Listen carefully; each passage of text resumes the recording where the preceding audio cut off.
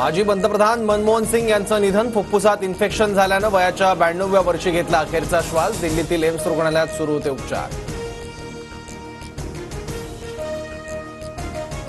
केंद्र सरकारचे देशातील सर्व कार्यक्रम आज रद्द. संपूर्ण देशात 7 दिवसांचा दुखवटा जाहीर.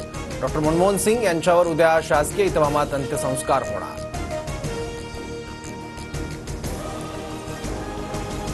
डॉक्टर मनमोहन सिंग यांनी पंतप्रधान या नात्यानं लोकांचं जीवनमान उंचावण्यासाठी कायम प्रयत्न केले. कुशल अर्थशास्त्री आणि दूरदृष्टी नेता भारतानं गमावला.